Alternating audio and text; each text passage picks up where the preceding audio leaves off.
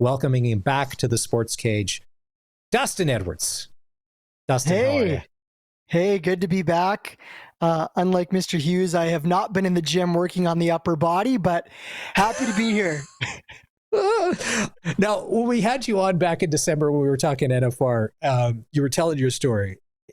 It was a bull riding career you were after, right? But it was. Okay, yeah. Because I was like, I'm pretty sure it was bull riding. It wasn't saddle bronc. It wasn't bareback. I think it was a bull riding career. And then you figured out that maybe announcing rodeo was better for you. Yeah, it was much more profitable and less dangerous. You know, I know all the guys wear helmets these days, but it still boggles my mind that we protect the brain that told us to get on the bull in the first place. So I have resulted to just commentating now and less competition. All right. Dustin is in the podcast world. Hey, aren't we all? Who doesn't have a podcast these days? His podcast is called Cowboy. I'm going to say the word stuff, but you're going to have to replace the S word with something else to find it or whatever, where they talk rodeo every week. So Rodeo Houston, here's the thing. Much like NASCAR, who starts with the Daytona 500, which is kind of like the Super Bowl, almost in reverse.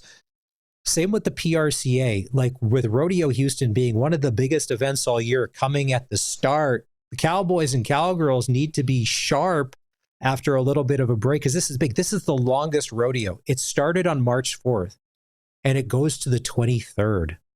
Could you imagine a 20-day event and trying to cover that? It is wild. And imagine being the staff working down there, you know, the guys on the microphones, announcers, the competitors, you know, they go in for their bracket. They go in for a 3-performance window. But if you're down there, it's a long haul. The Calgary Stampede has a big trailer full of stock down there for the whole duration. So it's a big one. It's 20 days of straight competition, and not only rodeo, but some of the biggest concerts going in anywhere in the world at once. Yeah, we'll get to that. We'll get to that in a sec. Now, the one thing, if you've been on the PRCA site or prorodeo.com, or you've been on Rodeo Houston, the website or whatever, immediately what jumps out is how many Canadians are in competing and in the top 50, and probably the most Canadian content would be saddle bronc. There's some real good stories in there, isn't there? Oh, the Canadians are making some big money down there, and there's all this money in every go around that counts towards the world standings. But the champion at the end in every event wins $65,000 US. Now, if you think about it, to get to the NFR last year, you could have got in some events with 90,001.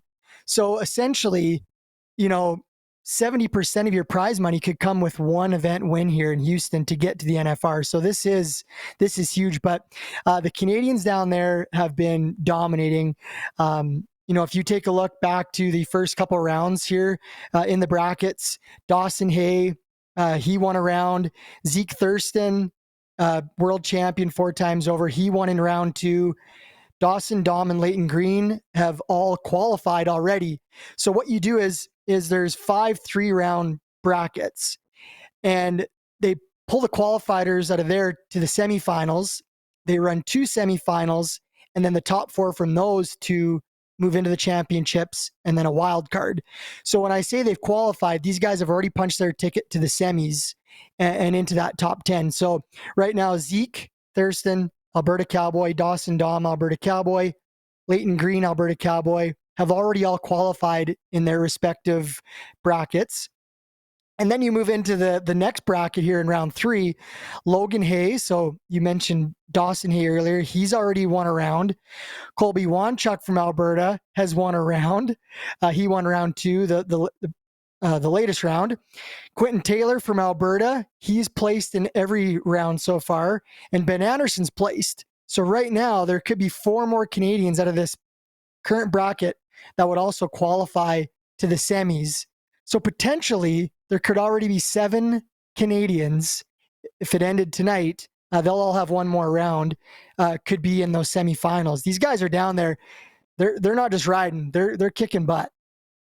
And out of all the things we've heard politically lately, we don't know if there's tariffs on rodeo winnings. All right. I'm not going to bring it up. I'm not giving anybody any ideas, But, and when you talk about, so the way that this works, because of money and world standings, a lot of these cowboys and cowgirls, if they do well in Houston, this could end up getting them an invite to the Calgary Stampede in July, correct? That's right. Yeah. So the Stampede does invites based on the previous year's standings, previous Canadian finals and champions and world champions. And then they'll invite based on the current PRCA standings, which when you come out of Houston, if you springboard into the top 10, there's a very good chance that they're calling you. And then there's another $50,000 check to the world standings that's up for grabs. So essentially, Houston really does set up your season. And if you leave there the $65,000 champion, it changes the way these guys have to rodeo to get to the NFR in Vegas in December. So they can be a lot more smarter about how they rodeo with that kind of money in the bank. But I mean, these Bronc riders are proving that if you go down there and, you do well in 2 out of 3 rounds, your ticket's punched to the semifinals. And probably all those names, if you're a rodeo fan, you'd recognize: Dawson and Logan Hay, Zeke Thurston, Colby Wanchuk, Ben Anderson. They've all been to the NFR already. The one name that might be new to rodeo fans would be Q Taylor, who's placed in the last 2 rounds in the bronc riding. His brother actually works for the Regina Pats. He's an account executive with the Pats. He's a guy to watch for. He just missed the NFR 2 years ago by 1 spot. He's a guy to keep your eyes on. He's a really good young talent from Alberta. We're chatting with Dustin Edwards here on the Western Pizza Guest Hotline. Dustin is in and around the world of rodeo, and the Canadians are making some noise at Rodeo Houston, which is on now until the 23rd. All right. Let's see. We did saddle bronc. Where do we want to go next? We want to go bull riding next. What's happening with the bulls? The bulls? Where are we at with the bulls? The bulls have bested any Canadians so far, but we haven't seen the bulk of the Canadians down south yet in the brackets. So nothing yet is money won, but there's still a couple of guys that you're going to see here in the next couple brackets from Canada that I think have a good chance of doing something. So stay tuned and keep watching for the Canadians. Jake Gardner would be the one name, a kid from British Columbia. He's the guy to watch for down there right now. So he's the best Canadian shot at winning potentially his bracket and then moving on to the semifinals. Absolutely. Yeah, he's the one to watch. Now, last time we were on, we were talking about my favorite bull rider, and I didn't have one necessarily up until a couple of years ago. It's JB Mooney, who's now retired, and he's just a legend. Who in bull riding is the most dominant, whether international? Who's the most dominant bull rider at the moment on the stage? That is the guy that everybody's after. Stetson Wright. Yeah, he's coming back. He's a 2-event guy, been a world champion, saddle bronc world champion, all around world champion.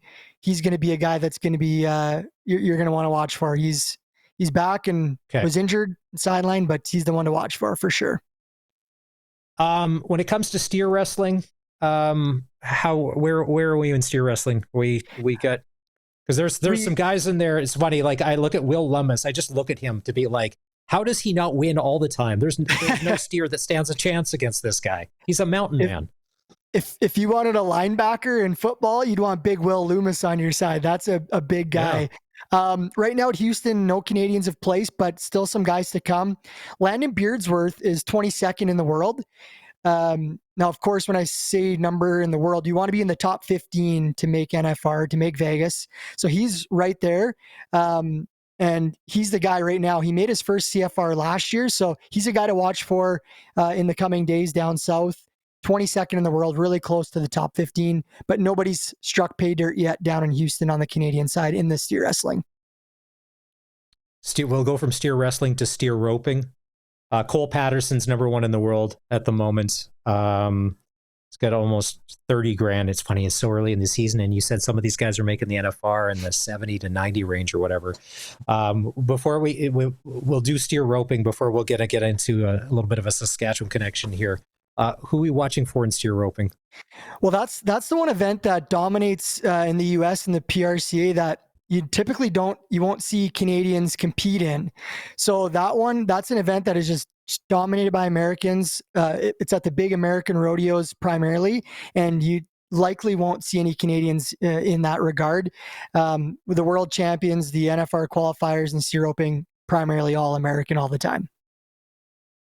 Okay, so then we'll go to the team roping, the headers and the heelers. But this is where the Canadians come back in, and we're having a pretty good season so far. So who are we watching for if we're on the Cowboy Channel later on tonight? Well, the first team you're going to want to watch for, they've already competed in Houston and they've already qualified on to the semis. It's Dawson and Dylan Graham. They're two brothers from Wainwright, so they're close to Saskatchewan. They got a lot of family that have come through the Saskatchewan rodeo scene. These guys are 8th in the world, both on the header and heeler side, and they've been really good. They've already qualified. They won $3,000 in their bracket, so they're in. The last 2 years, they've both been in the top 20, but not in the top 15. So they've just missed the NFR 2 years in a row. I think that's why they're 8th now. They've got a little chip on their shoulder here to try and finally get into that top 15. So watch for the Grahams. But this is where I love what I'm seeing from a couple brothers from the thriving metropolis of Waldeck, Saskatchewan. Nice, yeah. And not roping together, roping with different partners. I'm talking about Tice and T. McLeod. So Tice McLeod ropes with an Albertan named Clay Eulery. They placed and won some money in round 1 in the second series. They didn't win enough to qualify on, but they got some important dollars to the world standings. But T. McLeod from Waldeck, he has qualified on to the semifinals. He ropes with a gentleman named Sid Sporer.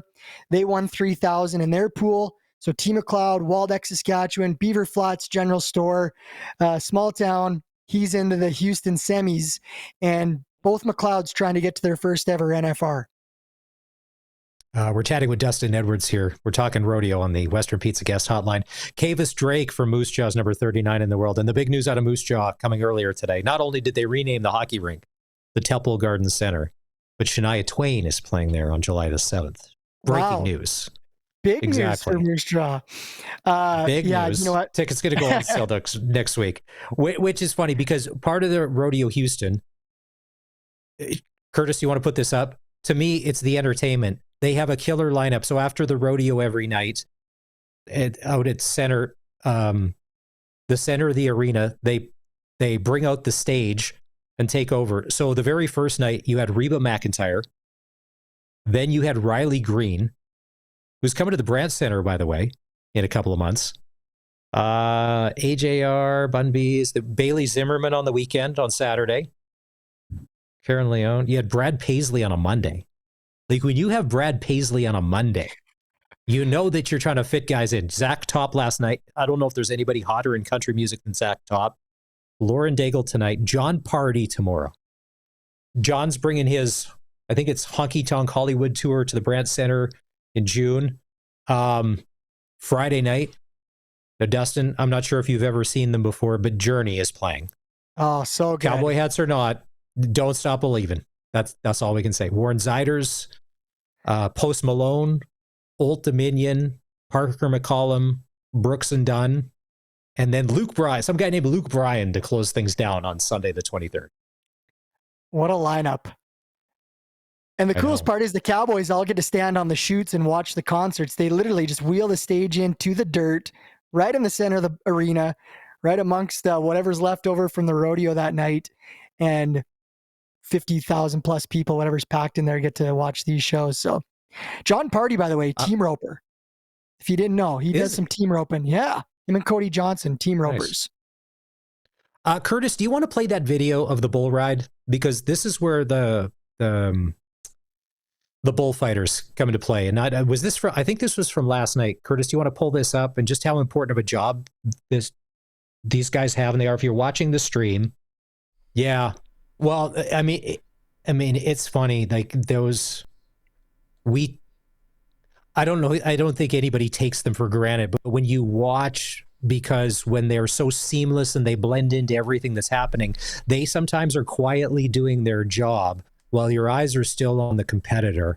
But they did 5 things to save that competitor all sorts of heartache and pain, usually more pain than heartache, because that's just what they do. And they're thankless when it comes to the bullfighters and stuff like that. And to nobody, I remember they used to be called like the rodeo clowns and all of that. Are they generally just guys that retired, they got out of it, wanted to do it, they tried rodeo, not their thing, they just shifted into something else? Who are those people that end up doing that role?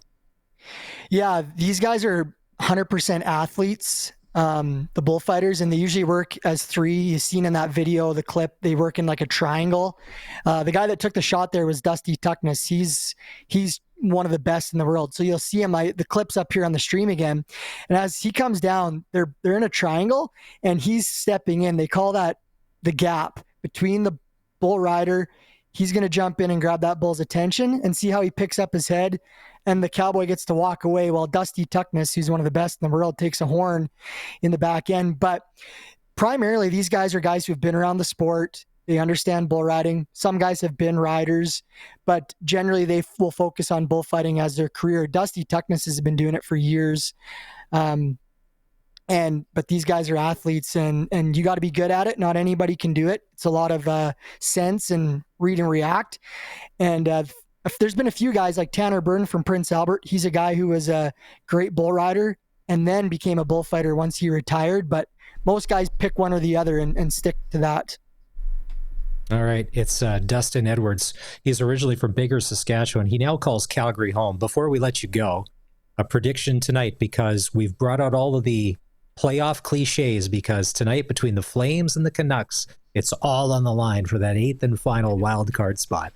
Who wins and what's the final score? I can use for this. Oh, it's the proverbial 4-pointer tonight for the standings. Yeah, I said that. It's the proverbial 4-pointer. Yeah, I seen Wolfie's getting the start tonight. I'm not going to bet against the Flames. I think you're going to see a 4-1 hockey game. Flames are going to get the win, then beat Colorado on Friday, cruise right into the postseason. Why? Take that, Nathan McKinnon. Take that. Dustin, have a great night. As always, we'll have to catch up and do this again. You're our rodeo insider. It's Dustin Edwards. We're talking Rodeo Houston.